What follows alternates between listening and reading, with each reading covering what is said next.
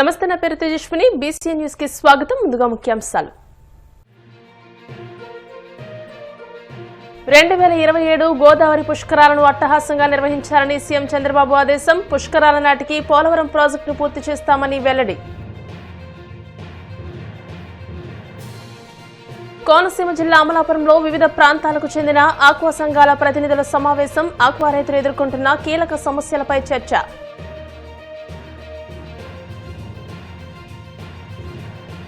బాడపల్లి వెంకన్నాలయంలో ప్రత్యేక పూజలు. మంగళ వాయిద్యాలను మా శ్రీ స్వామి అమ్మవార్లకు మేల్కొలుపు సేవ. ఐశ్వర్యలక్ష్మి హోమం.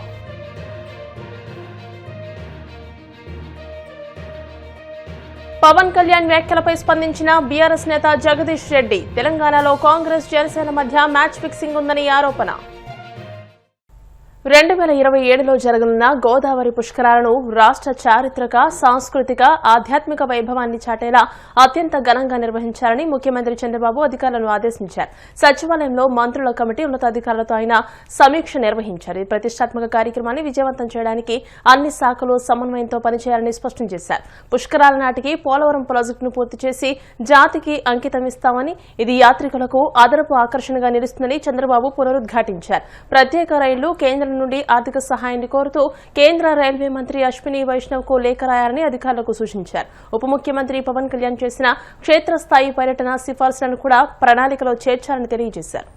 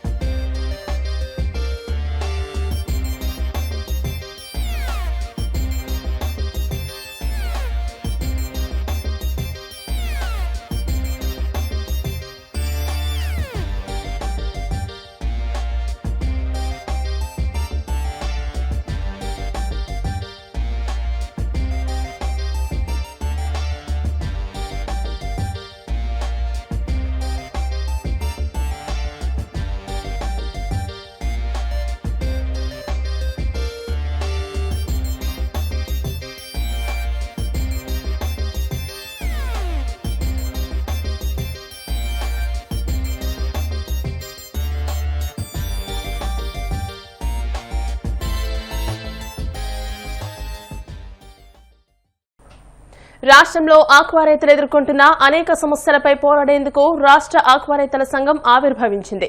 డాక్టర్ బీఆర్ అంబేద్కర్ కోనసీమ జిల్లా కేంద్రమైన అమలాపురంలో వివిధ ప్రాంతాలకు చెందిన ఆక్వా సంఘాల ప్రతినిధులు సమావేశమయ్యారు. ప్రస్తుతం ఆక్వా రైతులు ఎదుర్కొంటున్న కీలక సమస్యలపై చర్చించి రానున్న రోజుల్లో వాటి పరిష్కారానికి ప్రభుత్వ సహకారంతో చేపట్టాల్సిన చర్యలపై చర్చించుకున్నారు. అనంతరం రాష్ట్ర ఆక్వా రైతు సంఘం నూతన కార్యవర్గాన్ని పలువురు ప్రతినిధులు ఏర్పాటు చేసుకున్నారు. ఆక్వా రైతుల సమస్యలపై చర్చించి చేపట్టాల్సిన కార్యాచరణను రూపొందించుకున్నారు. ఆక్వా రైతు సంఘ గౌరవ అధ్యక్షుడిగా కనుమూరి భాస్కర్ రాజు, అధ్యక్షుడిగా గొట్టుముక్కల గాంధీ భగవాన్ రాజు, ఉపాధ్యక్షుడిగా ఈద యశ్వంత్ కుమార్, కార్యదర్శిగా సవటపల్లి నాగభూషణం, సహాయ కార్యదర్శిగా ఎం శ్రీహరివర్మ, కోశాధికారిగా టి మధుసూదన్ రావు ఏకగ్రీవంగా ఎన్నికయ్యారు. అంబేద్కర్ కోనసీమ జిల్లా అమలాపురంలో అల్లూరి అక్వాఫీడ్ షాపులలో రాష్ట్ర స్థాయి సంఘం రైతు అక్వా రైతు సంఘంగా ఏర్పడడం జరిగింది. ఇన్నేళ్ళుగా గత కొన్ని సంవత్సరాలుగా ప్రాంతాల వారీగా మేము ఈ రైతుల సమస్యలపై పోరాటం చేస్తున్నాం. అటువంటిది ఈ రోజున మన గాంధీ భగవాన్ గారిని, అలాగే మా సవతపల్లి నాగభూషణ్ గారిని, రాష్ట్ర అక్వా రైతు సంఘం ప్రెసిడెంట్గా భగవాన్ గారిని, అలాగే కార్యదర్శిగా నాగభూషణ్ గారిని, అలాగే ఇతరత్ర కూడా కార్యదర్శులు అవి కూడా త్వరలో మొత్తం నిర్ణయం చేస్తారు. ఈ రోజున మా రైతుపై పోరాటం ప్రాంతాల వారీగా ఇక్కడ ఉన్న పరిస్థితులు బట్టి జరిగేది.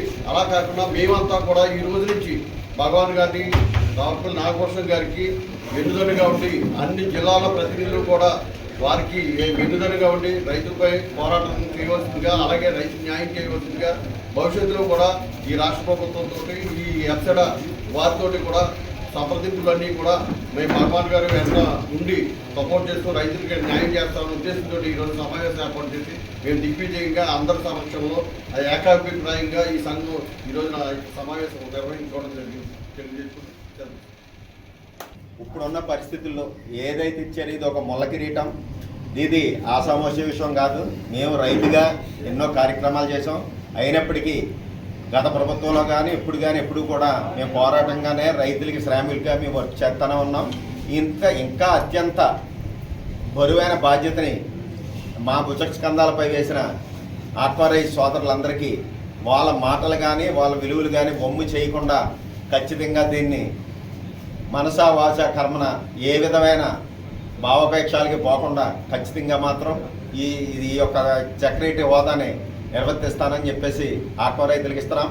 ఏ రోజైనా సరే ఈ సంఘం తరపున ఏమన్నా తప్పు జరిగింది మేము చెప్పేవన్నప్పుడు ఏ రైతైనా సరే వచ్చి అడిగి మాకు సోదర భావంతో అడిగి ఇదైతే మీకు ఉంది, దానికి మేము ఎప్పుడు మేము అనుసంధానంలో ఉంటామని చెప్తున్నాం. కానీ ఇప్పుడున్న పరిస్థితుల్లో దయించి కొత్తగా ఏర్పడిన నూతన సంఘం తరపుని మేము ఈ ట్రేడర్స్ మన ఆక్వా ఎక్స్పోర్టర్స్కి ఫీడ్ మిల్లర్కి ఆశించేది ఏంటంటే మీరు ఫీడు ఏ విధంగా కూడా ₹1 కూడా పెంచే విధానం లేదని చెప్పేసి సంఘం పట్టుబాటు. తర్వాత ఏంటంటే ఏదైతే మెటీరియల్ ఉందో మెటీరియల్ని ఇప్పుడు మిగిలి ఉన్నది మొన్న EHP అని అయ్యని వచ్చి నానా రకాలుగా చెరువులు కోల్పోయి ఉన్నారు. మిగిలిన్న చెరువులకు కూడా ఏ విధమైన న్యాయం జరగకుండా దయించి ఎక్స్పోర్టర్ అసోసియేషన్ అయినా మొన్న మీరు లేబర్ షార్టేజ్ వల్ల ₹30 తగదో నేను తగ్గించేవని అన్నారు. అందు గురించి ఏంటంటే దయించి ఇప్పటికైనా సరే మాకు ఎండల వాతావరణం ఎక్కువ కాబట్టి కొన్ని డిసీజులు కొంచెం పార్సిల్ హార్వెస్ట్ చేయవలసిన కార్యక్రమాలు ఏర్పడుతున్నాయి కాబట్టి రేటుని కొంచెం త్వరితగతిగా మానవతా దృక్పథంతో మీరు ఆలోచించి ఖచ్చితంగా రేట్ని మీరు ఎక్స్పోర్ట్కి సంబంధించింది కాబట్టి ఖచ్చితంగా రేట్ని పైకి తీసుకెళ్తారని చెప్పేసి కోరుకుంటూ, తర్వాత ఏంటంటే పీసీ రేషన్లో రైతు చాలా ఇబ్బంది పడుతున్నాడు, ఆ ఇబ్బందులు కలగకుండా చూస్తారని కోరుకుంటూ నేను ఈ ఆక్వా రైతులందరికీ నేను నమస్కారం తెలుపుకుంటూ కోనసీమ తిరుమలగా వర్ధిల్లుతున్న వాడపల్లి శ్రీ వెంకటేశ్వర స్వామి ఆలయంలో బుధవారం ప్రత్యేక పూజలు వైభవంగా నిర్వహించారు. మంగళ వాయిద్యాల నడుమ శ్రీ స్వామి అమ్మవార్లకు మేలుకొల్పు సేవను నిర్వహించిన అనంతరం మహేశ్వరలక్ష్మి హోమాన్ని జరిపించారు. అర్చకులు శ్రీ స్వామి అమ్మవార్ల వసంత మండపంలో అష్టోత్తర పూజలు నిర్వహించగా ప్రత్యేక అలంకరణలో ఉన్న స్వామిని దర్శించుకుని భక్తులు తరించిపోయారు. కడప ప్రకాష్ నగర్ లో గంజాయి ముఠాపై చిన్న చౌక్ పోలీసులు మెరుపు దాడులు నిర్వహించారు. ఈ సందర్భంగా 2 కిలోల గంజాయితో పాటు కటిగండ్ల రమేష్ బాబు, చిలకల చాన్ బాషా అనే 2 నిందితులను అరెస్ట్ చేసి కోర్టులో హాజరుపరిచి రిమాండ్కు తరలించినట్లు అడిషనల్ ఎస్పీ ప్రకాష్ బాబు, ఇన్ఛార్జ్ ఎస్టీపీఓ బాలస్వామిరెడ్డిలు తెలియజేశారు. ఒడిశా సరిహద్దు ప్రాంతం నుండి గంజాయి కొనుగోలు చేసినట్లు విచారణలో వెల్లడైనట్టు తెలియజేశారు. ముఖ్యంగా గంజాయి గురించి మనము చాలా ఎఫర్ట్స్ చాలా రకాలుగా మనం ఇన్ఫర్మేషన్ కలెక్ట్ చేయడం జరుగుతూ ఉంది. చాలామందిని మనం పట్టుకోగలుగుతున్నాము.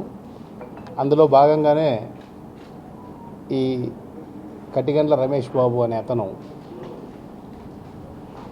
ప్రతి నెల ఒకసారి ఒరిస్సా బార్డర్లోని విలేజెస్కి వెళ్ళి అక్కడ తన పరిచయం ఉన్నటువంటి 2 వ్యక్తుల నుంచి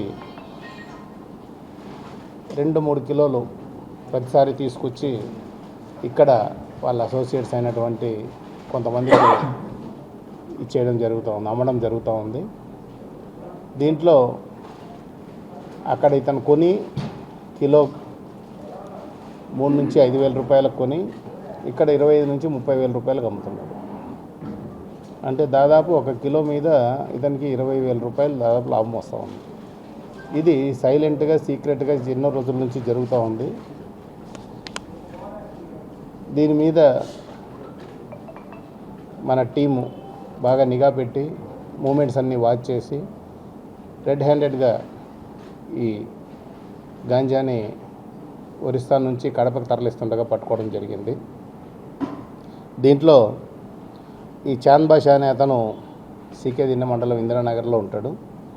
ఈ రమేష్ బాబు తీసుకొచ్చి ఈ చాంద్ బాషాకి ఇస్తే చాంద్ బాషా దాన్ని చిన్న చిన్న ప్యాకెట్స్ చేసి మనకు కడప చుట్టుపక్కల ఉన్నటువంటి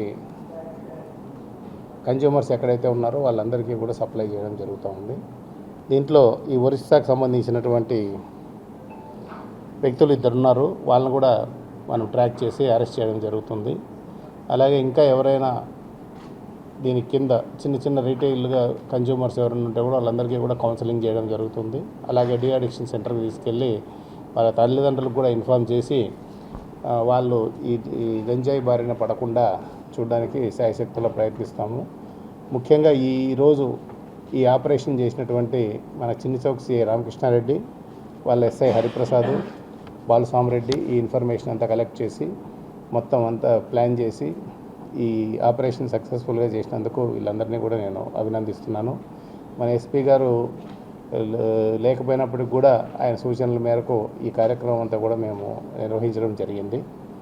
అతను ప్రస్తుతం హోంగార్డ్గా పనిచేస్తున్నాడు. సెలవు పెట్టి ఈ కార్యక్రమం చేస్తున్నాడు అప్పుడప్పుడు. ఈ దాదాపు 6 నెలల నుంచి చేస్తున్నాడు. కానీ మనకు మాత్రం ఒక 2 నెలల నుంచి సమాచారం వచ్చింది. కాకపోతే అతను ఎప్పుడు డ్యూటీలో ఉండడం వల్ల మనం కరెక్ట్గా ట్రాక్ చేయలేకపోయాము. అయినప్పటికీ నిఘా పెట్టడం వల్ల ఈసారి దొరికాడు. జనరల్గా ట్రైన్లోనే వెళ్ళి ట్రైన్లోనే తీసుకొస్తున్నారు. మనకు అందులో ఈ తిరుమల ఎక్స్ప్రెస్ ఒకటి ఇక్కడ నుంచి స్ట్రైట్గా ఒరిస్సాకి మన వైజాగ్కి ఉండడం వల్ల ఆ ట్రైన్ని యూజ్ చేస్తున్నాడు. దీంట్లో ముఖ్యంగా మనం గమనించాల్సిన విషయమే, ఇతను ట్రైన్లో తీసుకొచ్చేటప్పుడు చాలాసార్లు చెకింగ్ కూడా జరిగింది. కానీ ఇతన్ని పట్టుకోలేకపోయారు. మిగతా వాళ్ళని పట్టుకున్నారు కానీ వీళ్ళని పట్టుకోలేకపోయారు. ఎక్కడ మిగతా చోట్ల నంద్యాలలో కానీ ఇంకో చోట కానీ. దీనికి కారణం ఏమంటే దీని మీద ఈ గంజా ఉంది కదా, ఈ గంజా మీద బెల్లము, మల్లెపూలు ఇలాంటివి పెట్టి ఇప్పుడు చూడండి, మీరు గమనించండి. ఇప్పుడు కాసేపు ప్రకటనలు.